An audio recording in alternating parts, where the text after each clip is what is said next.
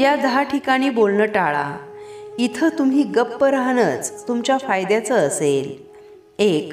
अज्ञानी लोकांसमोर शांत राहा. अडाणी लोकांसमोर शांत बसणं महत्त्वाचं आहे.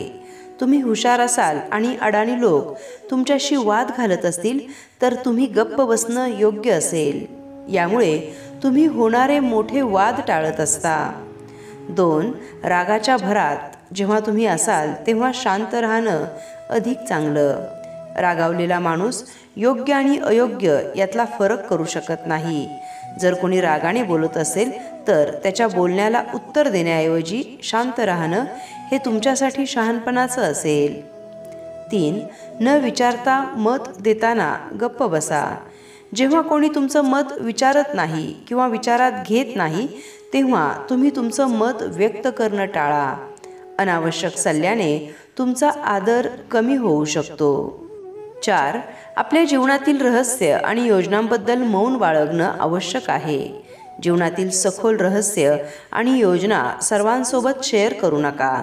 तुमचं शांत राहणं तुम्हाला सुरक्षित आणि शक्तिशाली बनवेल. एखाद्यावर टीका लोक करत असतील अशावेळी तुम्ही तिथे काही बोलू नका, शांत राहा. इतरांवर लोक टीका करत असतील त्यावेळी तुम्हीही त्यावर टीका करत असाल तर तुमचं चारित्र्य कमजोर होतं. ज्यांना आदर हवा असतो ते टीका करणं पूर्णतः टाळतात. 6. वयाने व मानाने मोठ्यांसमोर गप्प राहण्यातच शहाणपणा आहे.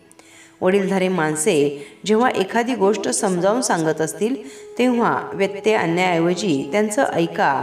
ते एक आदराचं प्रतीक आहे. 7. अयोग्य वातावरणात आपलं मत व्यक्त करणं टाळा. चुकीच्या संगतीत किंवा अयोग्य संभाषणात आपलं मत व्यक्त करणं टाळा. शांत राहिल्याने तुमचीच प्रतिष्ठा वाढेल. 8. भावनिक काळात शांत राहा. भावनांच्या प्रभावाखाली घेतलेले निर्णय अनेकदा चुकीचे असतात. शांतपणे विचार करा आणि मगच तुम्ही तुमचा निर्णय घ्या. अशावेळी धीर धरा आणि शांत राहा. 9. इतरांच्या यशावर मत्सर किंवा उपहास करू नका.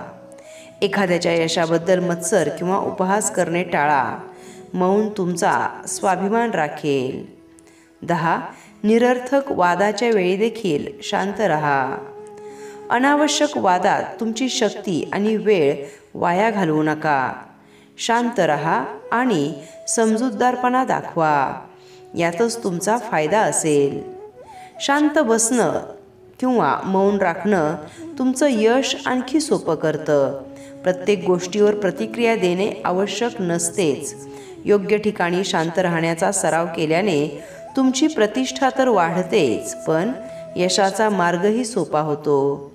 दररोज सुंदर विचारांची शिदोरी ऐकण्यासाठी चॅनलला जरूर सबस्क्राईब करा.